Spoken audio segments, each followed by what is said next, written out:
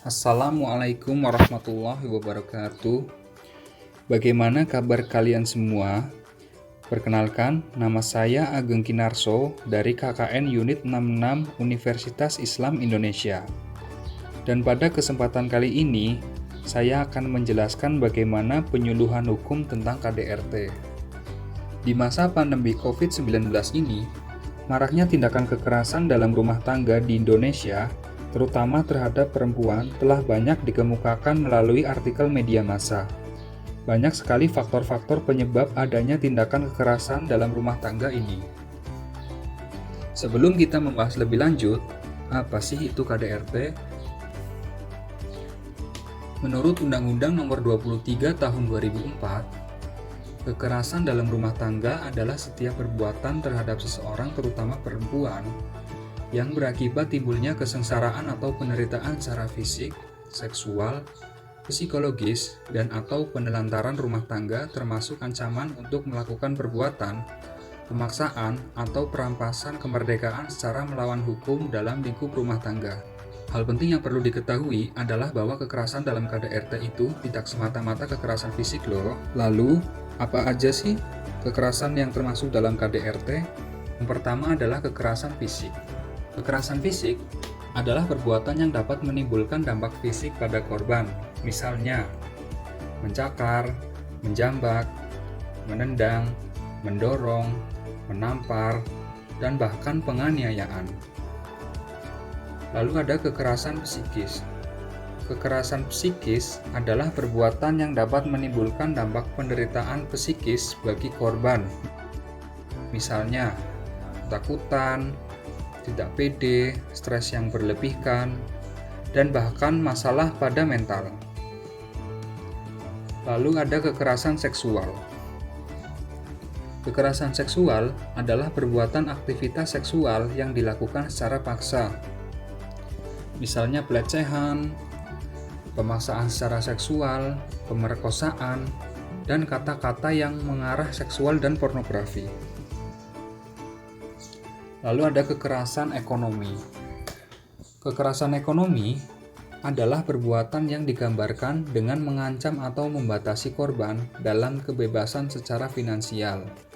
Misalnya, seperti tindakan eksploitasi, tindakan manipulasi, pengendalian dengan cara ekonomi, serta tidak terpenuhinya secara ekonomi.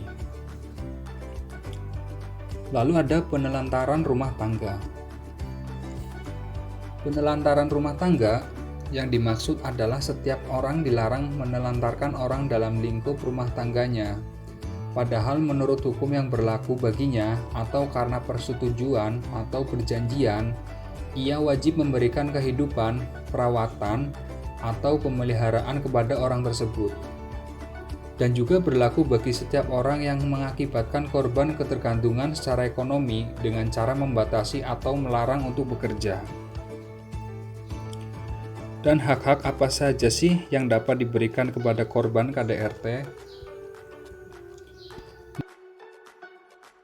Menurut Undang-Undang Nomor 23 Tahun 2004, hak-hak korban KDRT berhak mendapatkan perlindungan dari pihak keluarga, kepolisian, kejaksaan, pengadilan, advokat, lembaga sosial, atau pihak lainnya, baik sementara maupun berdasarkan penetapan perintah perlindungan dari pengadilan.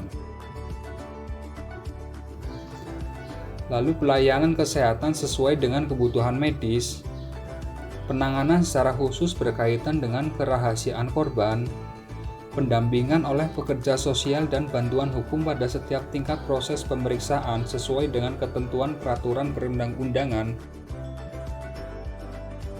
serta pelayanan bimbingan rohani. Setelah itu, hal-hal apa saja sih yang harus dilakukan jika kalian adalah korban KDRT? Yang pertama, jangan lupa untuk mendokumentasikan luka, kekerasan, kemarahan, maupun cedera yang kamu alami. Simpanlah dokumentasi itu supaya kalian bisa memberanikan diri nantinya. Lalu, coba ceritakan dan konsultasikan ke orang-orang terdekatmu. Siapa tahu mereka bisa saja membantu atau memberikan saran kepadamu untuk keluar dari masalah ini.